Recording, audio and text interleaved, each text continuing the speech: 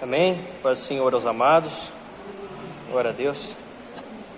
Chegamos à 28ª lição do livro do estudo dos profetas menores. Nós estamos estudando o livro de Oséias.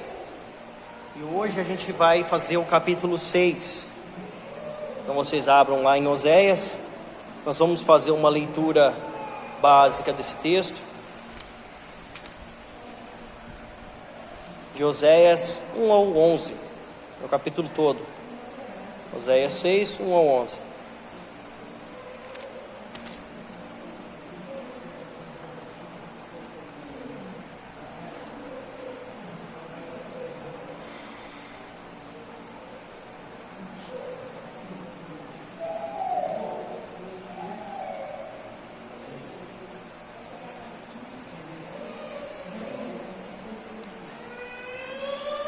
Amém?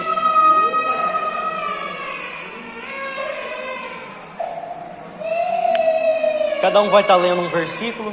Eu vou ler o primeiro versículo, depois segue a sequência de leitura desse lado, depois vem para cá, o irmão Toninho continua.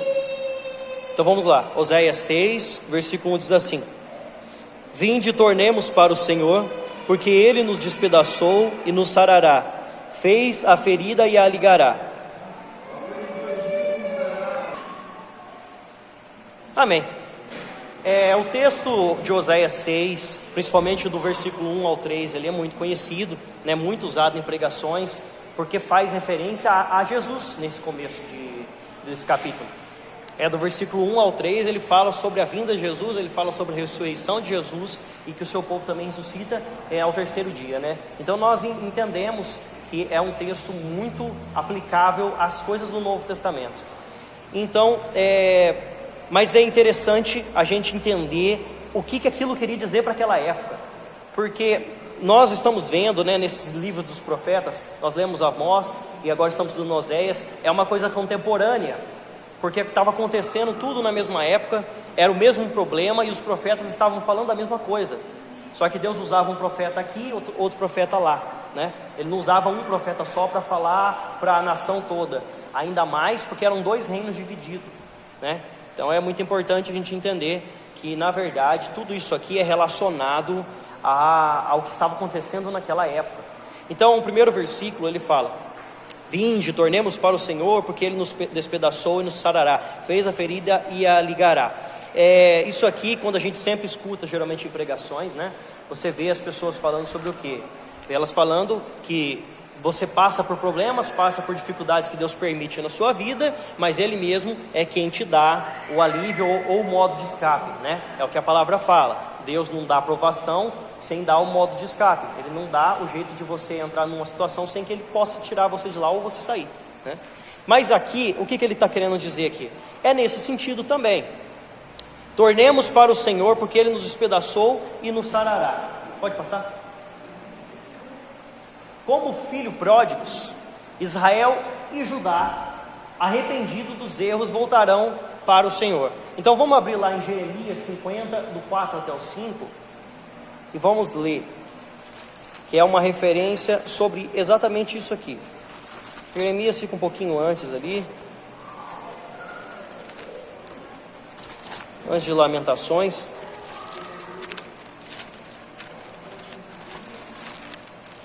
Jeremias 50, 4 e 5.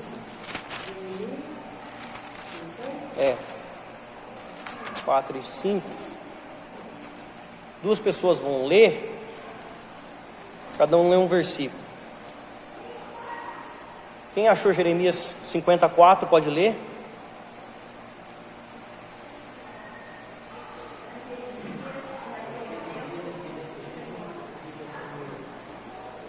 Pode ler.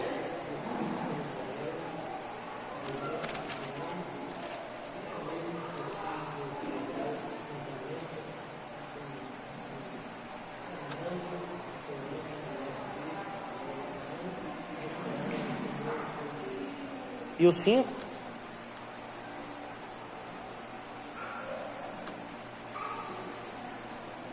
Pode ler? Versículo 5? Não, 5.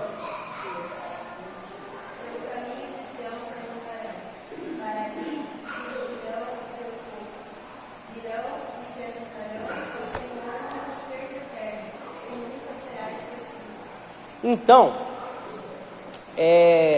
o primeiro versículo que nós lemos aqui, ele fala o quê?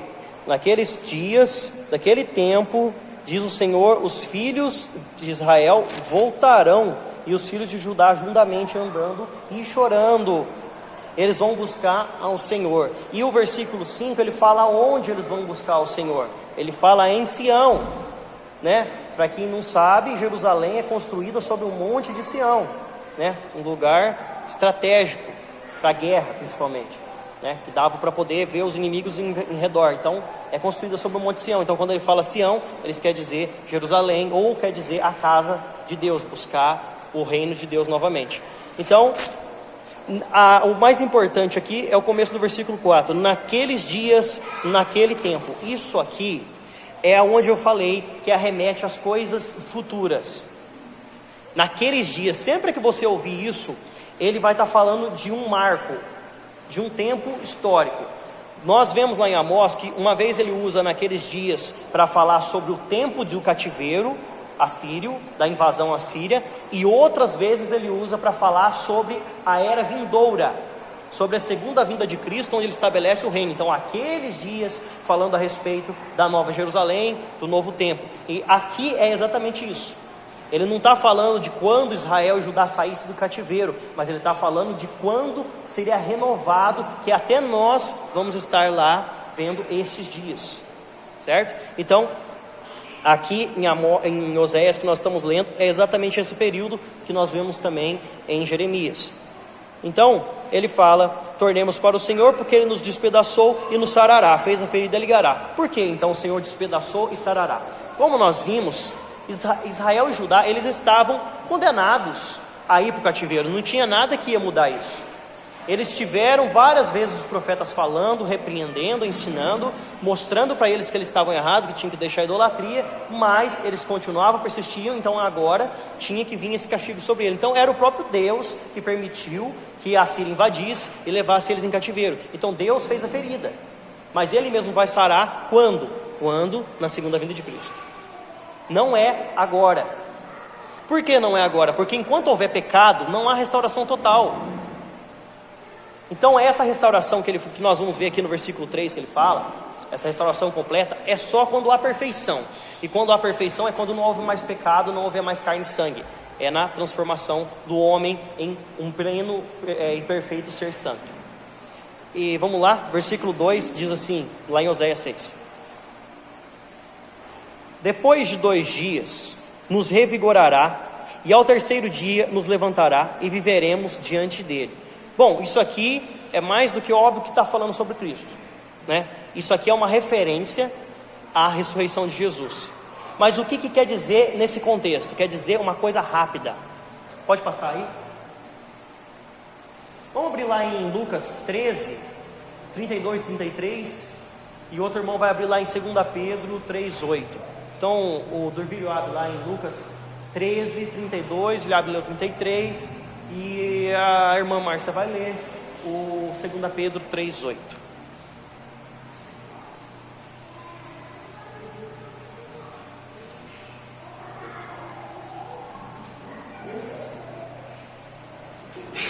Tá aqui. Lucas, Evangelho de Lucas 13.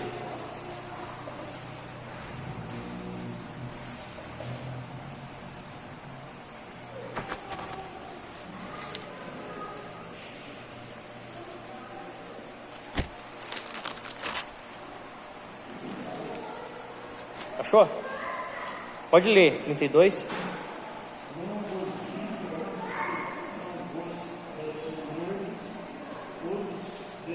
Não. Lucas 13, 32. Lucas 13, 32.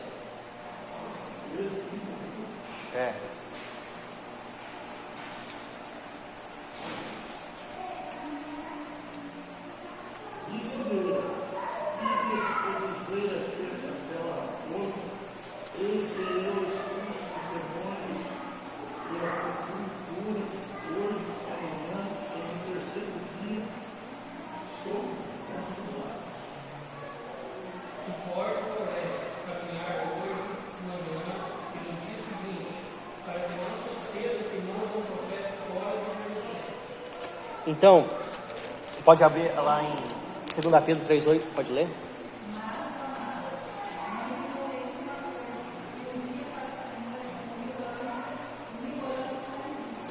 Então, quando ele fala aqui, depois de 2 dias nos revigorará e ao 3º dia nos levantará, então ele quer dizer um tempo rápido, que isso aconteceria num tempo rápido. Porque, como ela leu ali, como 1000 anos são um dia para Deus e um dia como 1000 anos, tanto faz o tempo para Deus isso é o tempo certo que vai acontecer. Às vezes para nós imaginamos, vai demorar, porque Jesus ainda não voltou, porque ainda não houve restauração. Lá eu estava pregando sobre João esses dias, estava falando sobre João, e Jesus fala que naqueles dias ainda alguns experimentariam a volta de Cristo. Lá na época de Jesus foi falado isso aí, mas não era sobre esse tempo.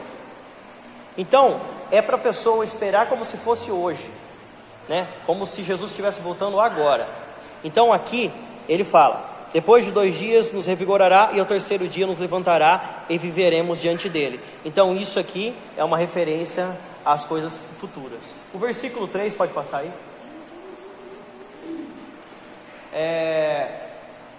Romanos 11:26, um abre lá Romanos 11:26. Sobre o futuro, versículo 3: conheçamos e prossigamos em conhecer o Senhor, como alva será a sua vinda é certa, e ele descerá sobre nós como a chuva serôdia que rega a terra. Esse versículo aqui nós podemos dividir em 2 partes para a gente entender. A primeira parte aqui, versículo 3, primeira parte: conheçamos e prossigamos em conhecer o Senhor, como alva a sua vinda é certa. Como a alva a sua vinda é certa. Pode ler?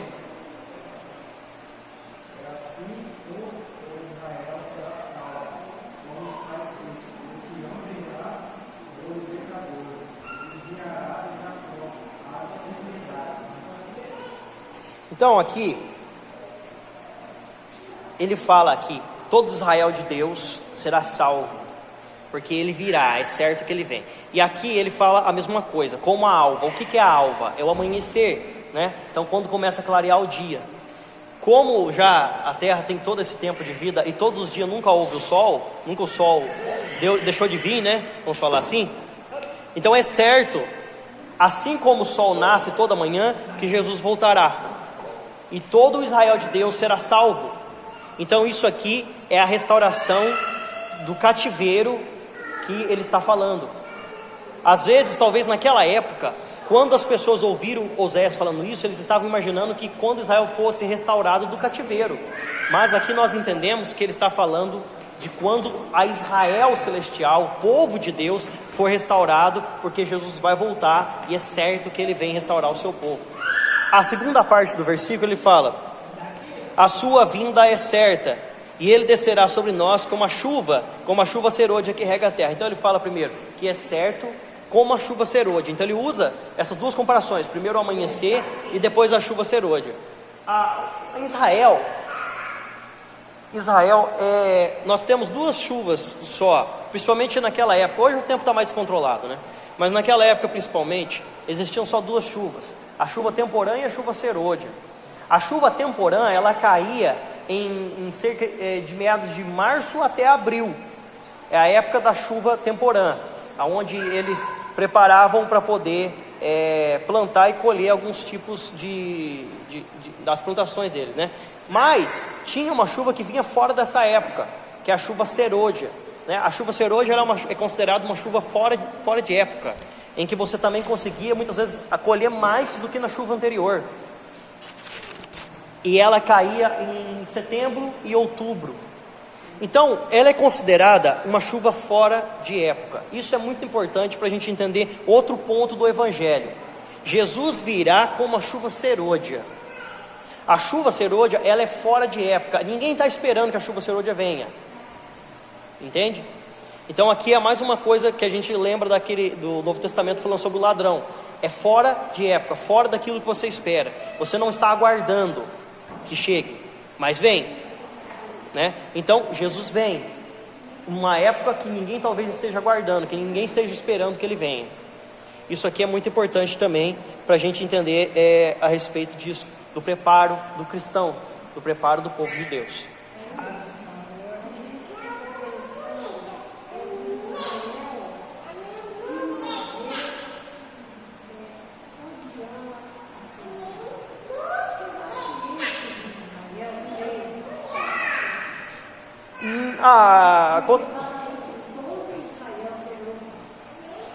Eu sempre comento sobre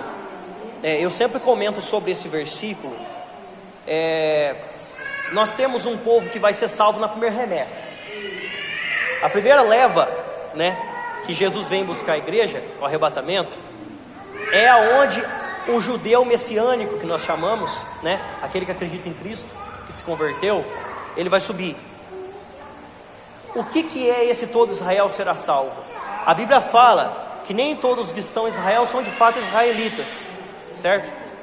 Então, na primeira segunda vinda de Cristo, que é essa que vai levar a igreja, aquele que se converteu vai ser salvo através da primeira morte, né? Aí nós temos a grande tribulação, nós temos esse período dos milênios e tem a segunda restauração. Mas essa aí é aquela dos 144 mil que nós vemos na Bíblia. Aí que está. Aquele que não foi salvo na primeira, ele vai ter que pagar a salvação dele. E não são todos que vão ser salvos, nem todos que estão em Israel vão ser salvos, de fato. Apesar da Bíblia falar que todo Israel será salvo, nem todo mundo que está em Israel lá é de fato israelita, né? Nem todo mundo teme a Deus, nem todo mundo serve a Deus. E outra, só vai entrar no céu através de Cristo, não interessa se é na primeira ou se é na segunda. Então não tem esse negócio de que eu adoro a Deus, mas eu não creio em Cristo, eu vou ser salvo.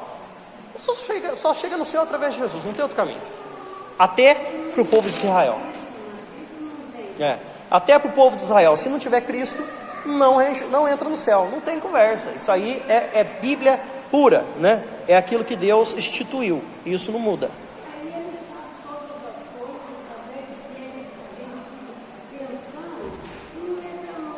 Não é o gentil.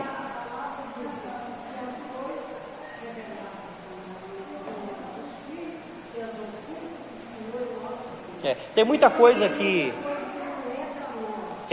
a gente aprende, às vezes a gente até ensina, mas que de fato talvez não seja da forma com que Deus vai fazer. A gente especula muita coisa, porque a gente tenta entender o que vai acontecer. Mas a Bíblia, ela mostra de uma forma para a gente que às vezes a gente não está entendendo o que Deus está falando, e Deus também não vai revelar para nós, né? O que o crente tem que entender hoje? É o Evangelho, coisa simples.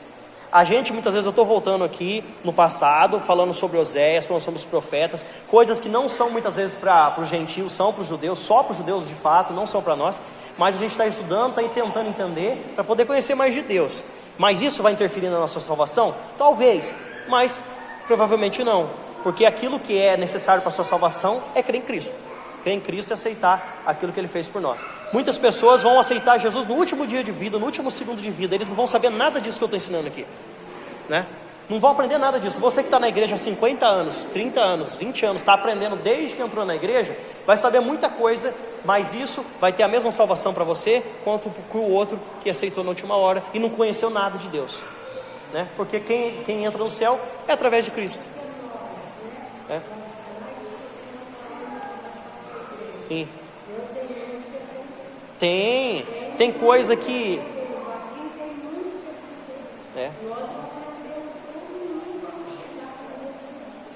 sim, tem coisa que eu começo a ensinar aqui e eu estou aprendendo agora, né? Quarta-feira eu trouxe uma mensagem aqui. Eu tinha preparado na quarta para trazer, eu não tinha preparado antes, mas na hora ali eu comecei a me ensinar ali também. Deus dá na hora muita coisa, né? Então a gente vai aprendendo, vai acumulando, vai crescendo. O importante disso tudo é não desistir da fé e permanecer no caminho, né?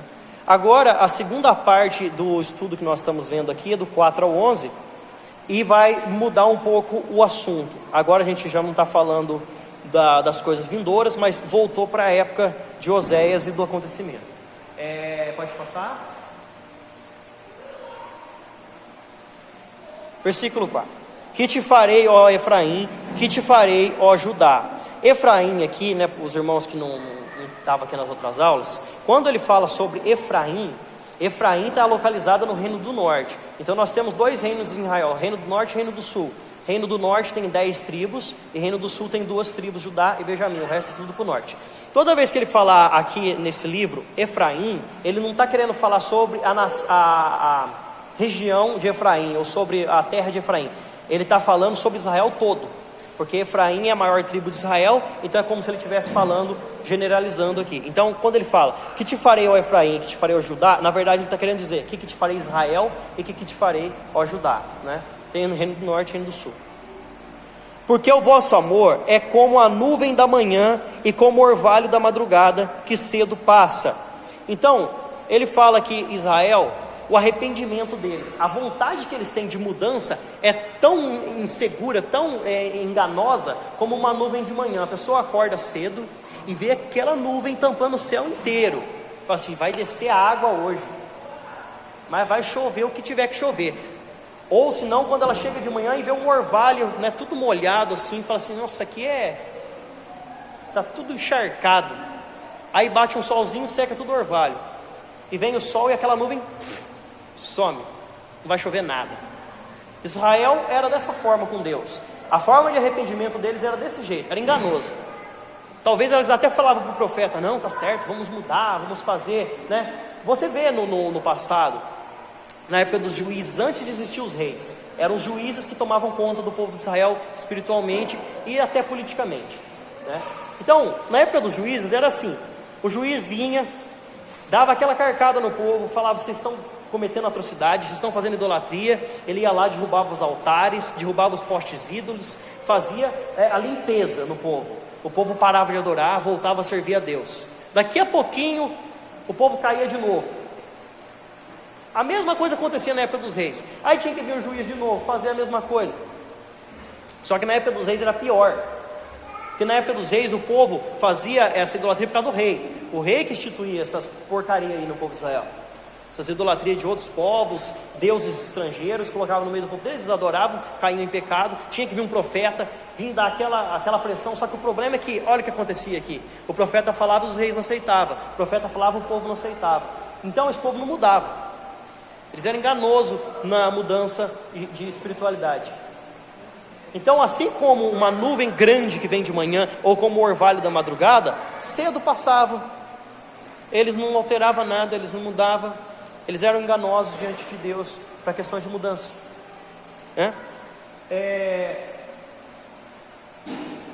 4 e 5, né? Então, versículo 5. Alguém abre lá em Jeremias 5,14. Por isso eu os abati por meio dos profetas, pela palavra da minha boca os matei, e os meus juízos sairão como a luz. Alguém pode ler aí?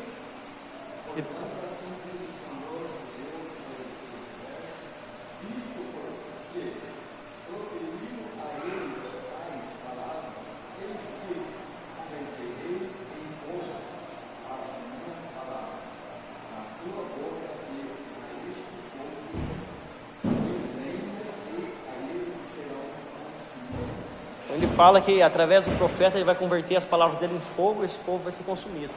Não é que o profeta de fato ia sair tacando fogo no povo lá, né? Ia ordenar que ia vir um meteoro e comer aquele povo vivo, mas que Deus, através das profetas, a palavra do profeta ia fazer cumprido aquilo que ele estava falando, né? E de fato tudo isso ia acontecer. Então, através dos profetas os matei, né? Não literalmente, mas muitos morreram sim, nessas invasões, nesses cativeiros. Teve que fazer uma limpa nesse povo aí, né? Versículo 6, pode passar? Pois misericórdia quero, e não sacrifício, e o conhecimento de Deus mais do que os holocaustos.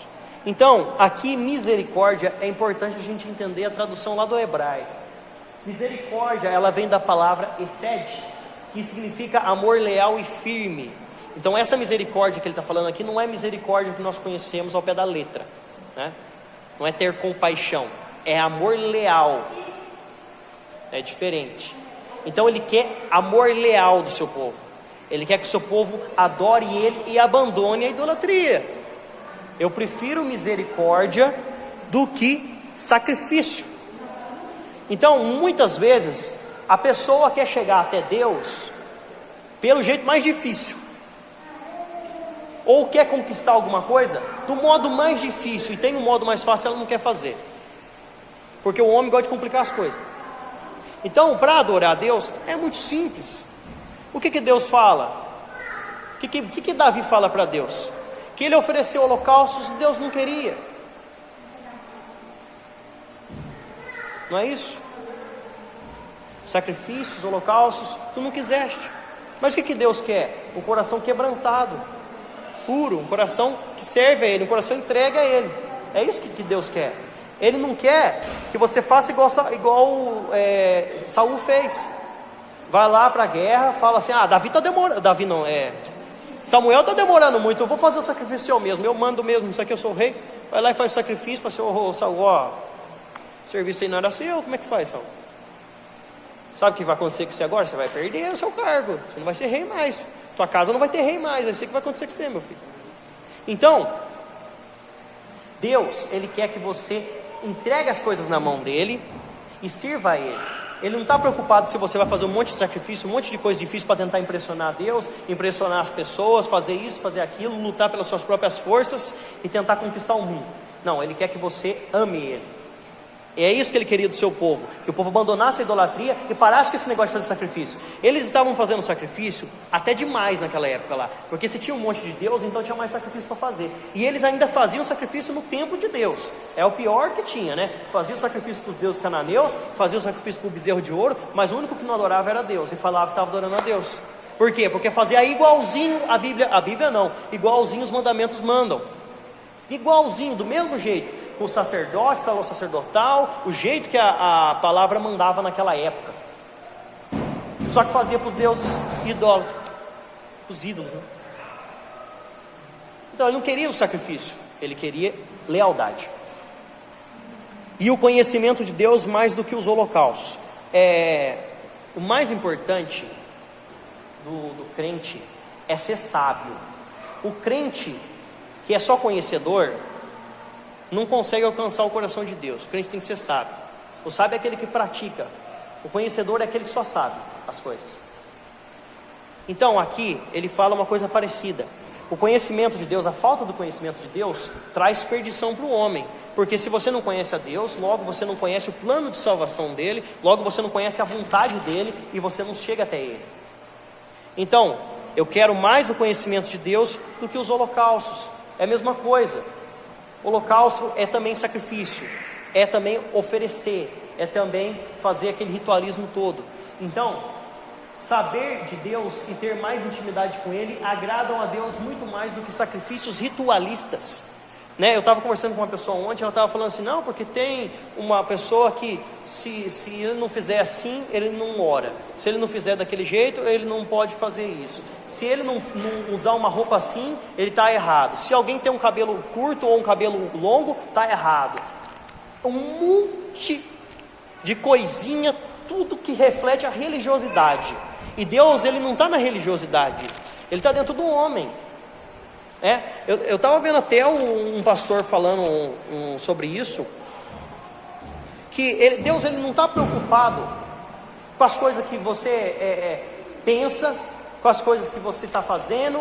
Ele não está preocupado com o jeito que você se veste, Ele não está preocupado com o jeito que você anda, Ele não está preocupado se você tem dinheiro ou se você não tem. Ele está preocupado com as coisas que refletem a Ele. Se você está vivendo uma vida de crente digna, né? Se você está vivendo de forma agradável a Ele, se você busca a palavra. Muitas vezes a gente está preocupado com as coisas só daqui, e Deus não está preocupado com nada disso, né? Ele está preocupado com a saúde espiritual, e o homem está preocupado com esse monte de ritualismo aí, né? De que a igreja tem que ou usar saia longa, se mulher não usar saia está errado, é pecado. Se mulher usar calça é pecado, ou se deixar de usar ou se não usar. O que eu acho de roupa e vestimenta na igreja é o seguinte: você não pode ser escandaloso, entende? Agora, fora isso, não tem nada que te impeça de adorar a Deus. E muitas vezes a pessoa não ora porque não tem um véu para poder orar. O que isso tem a ver? Eu vi uma pessoa falando assim, que ela não ora se ela não dobrar o joelho no chão. Não foi assim que aconteceu? Então dobra o joelho aí e ora, meu querido. O que te impede? Aham.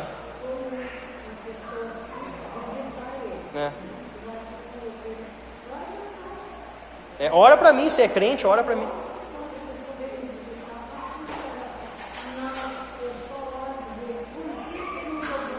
Ele não queria orar. Oi. O que impediu o homem de dobrar o joelho naquela hora e orar? Nada impediu o homem de dobrar o joelho e orar. Se ele quisesse, até ele ajoelhava junto. Então, outra coisa errada.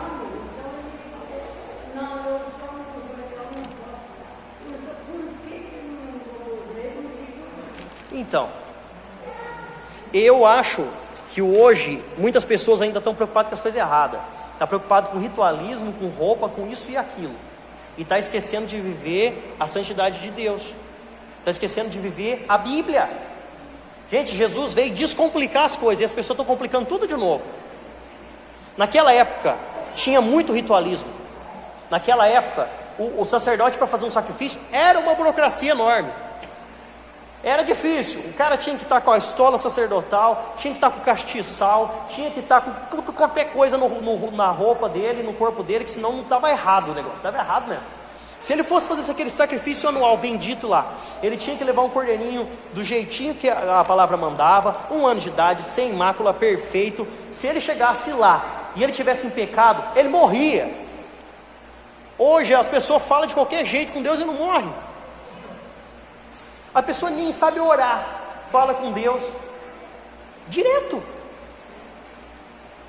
Você ajoelha ou não ajoelhando, deitado, em pé, se você clamar a Deus, Deus te escuta. Só se você estiver em pecado, aí Deus não te escuta. Aí é outra coisa, né? A gente bem sabe sobre isso. Mas é o que eu estou falando. Jesus veio descomplicar as coisas, veio trazer um evangelho simples, e as pessoas estão querendo fazer do jeito mais difícil, né? Então, fora esse assunto, vamos continuando aqui. Versículo 7. Já foi lido, né, o texto lá? Acho que já, né? Deixa eu ler aqui primeiro. Mas eles transgrediram a aliança como Adão, e se portaram aleivosamente contra mim. Adão, quando ele fala Adão aqui, nós podemos entender de duas formas. Primeiro, nós temos que pensar assim, do jeito mais simples. Está falando sobre o pecado original, o pecado que Adão cometeu, que deu início a todos os pecados da humanidade. Então ele fala, se portaram como Adão, ou seja, transgrediram a lei, né? Portaram aleivosamente, pecaram contra mim. A gente pode também entender de outra forma. Adão do hebraico quer dizer humanidade. Adão no hebraico quer dizer homem, e Eva quer dizer mulher. Então isso aí é um nome generalizado também. Então se a gente também for entender dessa forma, também pode ser entendido dessa forma, não é errado a gente interpretar dessa forma. Que quer dizer o quê? O pecado de toda a humanidade. Assim como toda a humanidade peca, eles também pecaram. O povo de Deus separado, escolhido, que não era para fazer isso, assim como qualquer um, eles também pecam. Que é a generalização do assunto. Então, de qualquer forma, o que ele quer dizer aqui é que transgrediram a aliança dele. Na Bíblia nós vemos que Deus fez muitas alianças, e o povo sempre quebrava a aliança com Deus. Adão foi o primeiro que quebrou a aliança, né? Noé quebrou a aliança, Abraão quebrou a aliança, Moisés quebrou a aliança, todos esses homens quebraram a aliança, profetas. Davi quebrou a aliança, todos eles quebraram a aliança com Deus. O único que não quebrou a aliança foi Jesus.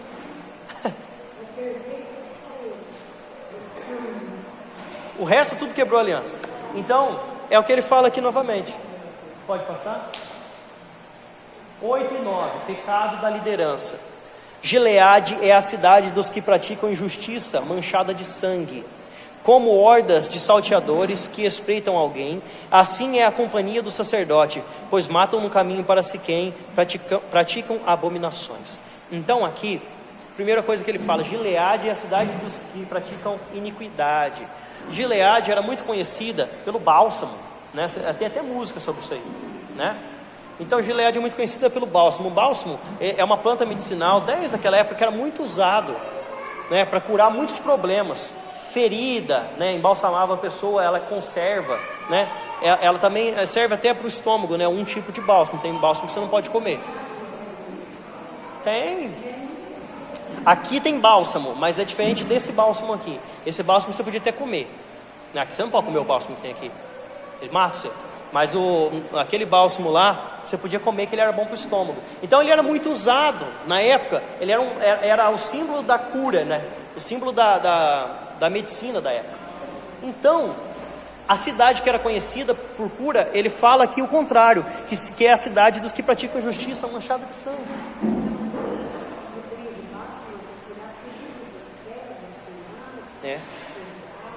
Ele tem muitas propriedades, né? Mas ainda tem.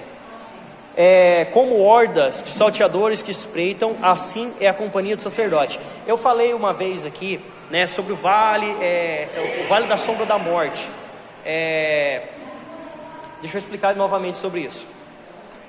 O povo, naquela época que era pastor de ovelha, eles levavam a ovelha para fora do aprisco para poder se alimentar durante o dia. Chegava no final da tarde, eles voltavam para casa, para o aprisco com as ovelhas. Só que lá em Belém tem um vale que eles tinham que passar por lá, né? Porque é montanhoso em volta e tem um vale, né, entre duas montanhas. E o problema é o seguinte: o sol, na hora que batia no final da tarde, ele fazia uma sombra e ficava muito escuro, porque você tem que pensar que não tinha luz elétrica naquela época. Vai você andar numa rua apagada que não tem luz, poste de luz, pra você ver o jeito que fica escuro o negócio, né? É escuro de fato, você não vê nada. E eles passavam com as ovelhas lá, e lá tinha perigos. Tinha lobos que vinham arrebatar as ovelhas, tinham salteadores, que é aqui o que ele fala, né? Ele fala lá que os sacerdotes são como hordas de salteadores que espreitam alguém. Então eles ficavam lá de tocaia, esperando o pastor passar lá, para poder matar o pastor, levar o gado, furtar, né, o que fosse. E os sacerdotes, ele compara esses homens, porque o sacerdote estava levando o povo para a perdição. O sacerdote, em vez de ensinar a Bíblia, toda vez eu falo Bíblia, em vez do sacerdote ensinar as escrituras, em vez do sacerdote ensinar a palavra, os mandamentos, o sacerdote estava ensinando a idolatria para aquele povo, porque quem idolatrava era o povo, mas o sacerdote que ensinava eles a idolatrar, né? Então o sacerdote é comparado aqui a um homem ruim, a um homem mau que mata as pessoas, né?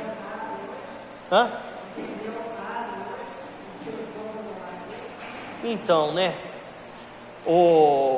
todo sacerdote, né, do cristianismo, ele tem que conhecer a verdade, e muitos deles ensinam a mentira, mas a verdade o líder sabe, geralmente sabe, né, também tem que saber, mas ensinam errado.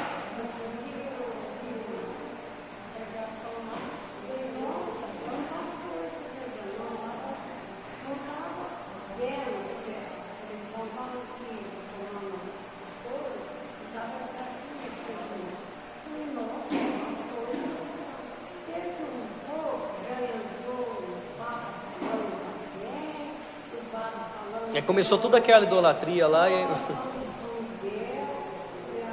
Pronto. Tá tudo uma bagunça. Tem que tomar o maior cuidado. Então ele fala: pois assim é a companhia dos sacerdotes, pois matam no caminho para Siquém, praticam abominações. O caminho para Siquém ficava indo para Betel. Lembra que eu falei? Lá em Jerusalém era o templo do povo. Quando separou os reinos, Jeroboão tinha medo do povo sair da terra do reino do norte e voltar para o sul para poder adorar a Deus em Jerusalém. O que ele fez? Fez 2 templos. Fez um para a família real, né, em Belém, e fez outro em Gileade, né, Gilgal. Fez outro em Gilgal para o povo adorar. Então eram 2 centros de idolatria, 2 templos que eram réplicas de Jerusalém, para o povo não ter que sair da terra deles e voltar para Jerusalém para adorar. Só que tinha idolatria lá, né? Então, por isso que ele fala no caminho para Siquém, que é o caminho para Betel, ou seja, o lugar que eles iam adorar. É onde o sacerdote matava o povo, matava de forma espiritual, certo? Pode passar?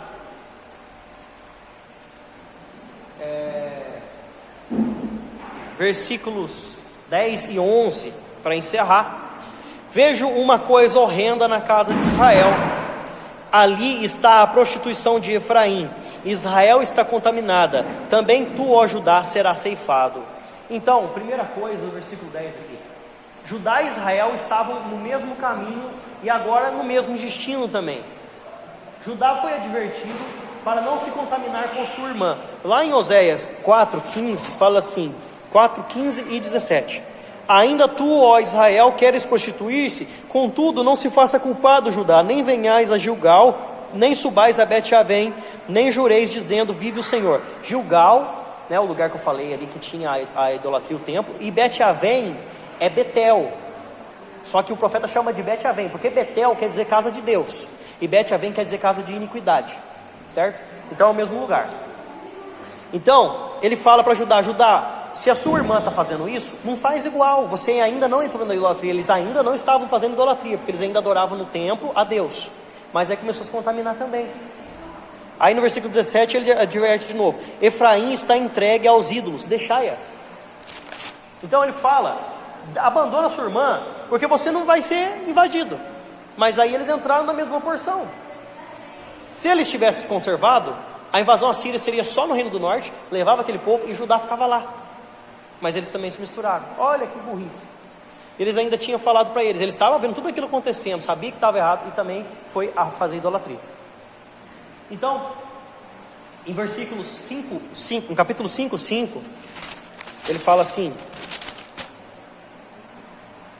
a soberba de Israel certamente o acusa. Israel e Efraim cairão por causa da sua iniquidade, e Judá cairá juntamente com eles, porque agora também eles tinham entrado na mesma idolatria.